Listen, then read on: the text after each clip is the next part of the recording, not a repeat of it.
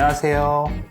스케치 성형외과 이우성 원장입니다. 오늘은 코 재수술에 관하여 알아보는 시간을 갖도록 해볼게요. 저희 병원에도 다양한 이유로 코 재수술 상담을 위해 내원하시는 분들이 꽤 있으신데요. 오늘은 코 재수술을 고민하시는 분들이 궁금해할 만한 내용을 준비해 보았습니다. 수술을 결정하시기 전에 이 영상을 보시고 많은 도움을 얻으셨으면 좋겠습니다. 그럼 시작하겠습니다.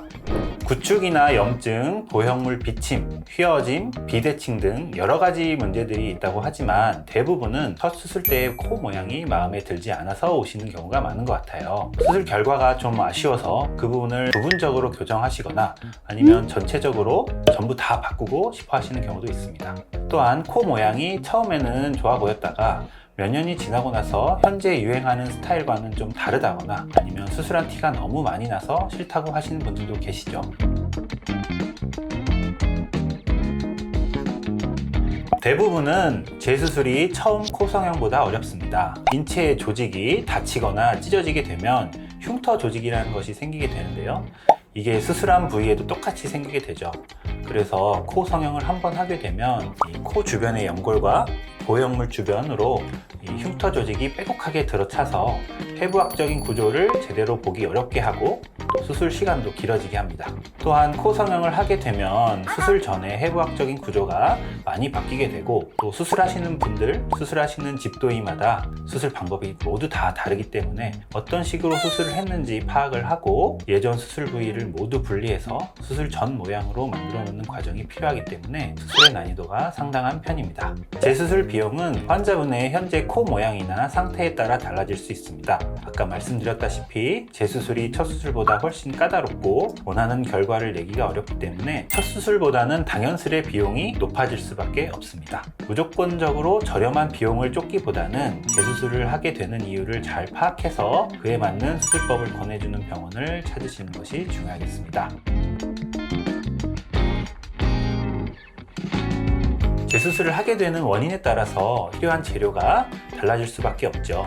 예를 들어 작고 낮은 코를 수술을 했는데 원하는 높이로 나오지 않아서 더 높이고 싶은 분들이 있는데 이미 비중격 연골이나 귀 연골을 써버려서 더 이상 사용할 연골이 없다면 기증 늑연골이나 자가 늑연골 같은 단단하면서 길이도 충분한 연골을 사용해야겠고요. 코의 높이나 모양이 괜찮은데 코끝이 휘어 보이거나 보형물이 휘어 있는 경우에는 특별히 더 재료를 사용할 필요가 없는 경우도 있습니다.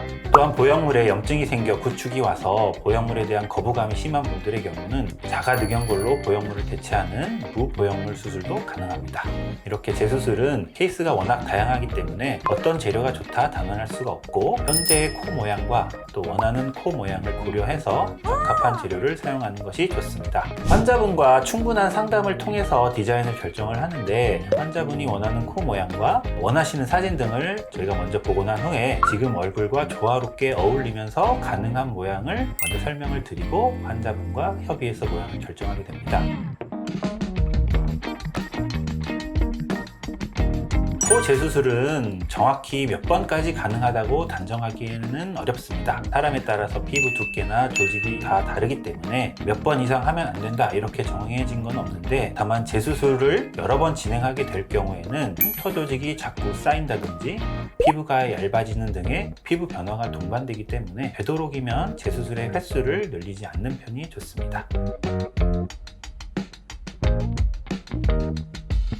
코 재수술은 보통 첫 수술 후 6개월에서 1년 정도 지난 시기에 하기를 권장합니다. 권장하는 시기는 이러하지만 코 재수술을 진행을 해도 될지 아닐지는 성형외과 전문의와 상담이 반드시 필요하고요. 충분히 시간이 지나지 않고 재수술을 하는 경우 코의 구축 등과 같은 부작용이 발생할 확률이 아주 높기 때문에 코 모양이 마음에 들지 않아서 빨리 교정하고 싶으시더라도 최소한 6개월은 기다리시는 편이 좋겠습니다. 일단 6개월을 지켜야 되는 이유는 흉터 조직이 발생하는 생태 때문입니다. 흉터 조직은 원래 처음에 상처가 생기고 나서 6개월까지 계속 변화를 하게 되는데요. 첫 3개월 동안은 흉터가 점점점 심해지고 쌓이다가 나머지 3개월 동안 이 흉터 조직이 없어지게 되거든요. 그런데 이 중간에 다시 상처가 나서 코 재수술을 하게 되면 이 흉터가 쌓여있던 부분에서 다시 또 흉터가 더 쌓이기 때문에 원래 생겨야 할 흉터보다 훨씬 더 두꺼운 흉터가 생기게 되죠. 그러면은 구축도 심하게 발생할 수도 있고 수술도 어렵게 되는 부작용이 생기게 됩니다. 그래서 최소한 6개월은 기다려 주시라 말씀을 드리는 겁니다.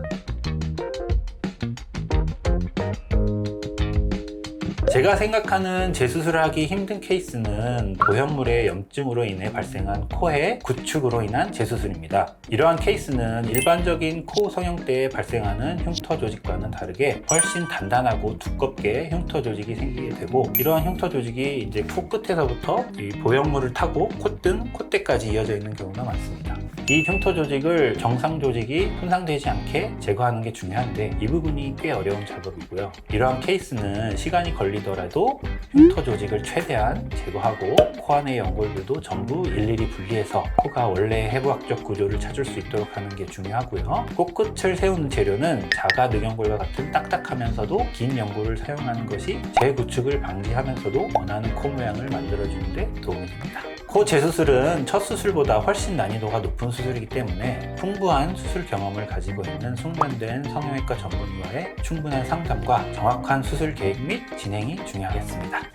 네, 오늘은 코 재수술에 관하여 얘기를 해보았는데요. 첫 수술에서 좋은 결과를 보지 못한 경우나 염증과 같은 부작용으로 고생을 많이 하신 분들은 당연히 재수술 후의 결과에 대해서 걱정이 많으실 겁니다. 하지만 첫 코 수술 후와 코 재수술 후의 결과에 대한 만족감을 비교해보면 재수술 후의 만족감이 더 높다고 해요. 재수술은 첫 코 성형처럼 막연한 기대치가 있는 경우보다 마음에 들지 않는 부분이 있거나 문제가 있는 부분이 있어서 이걸 바꾸고 싶어하는 경우가 많기 때문에 수술 결과가 원하는 결과에 어느 정도 근접하게 되면 훨씬 더 만족감을 느끼게 되실 겁니다. 물론 이러한 결과를 얻기 위해서는 경험 많은 숙련된 전문의가 수술 전 문제점을 정확히 파악하고 그 후 알맞은 수술 방법으로 재수술을 진행해야겠죠. 결론적으로 재수술을 계획하고 계신다면 너무 걱정하지 마시고 상담부터 받아보시면서 무엇이 문제인지, 어떻게 교정이 될 수 있는지부터 들어보시는 것을 권해드리고 싶습니다. 그럼 지금까지 스케치 성형외과 이우성 원장이었습니다. 감사합니다.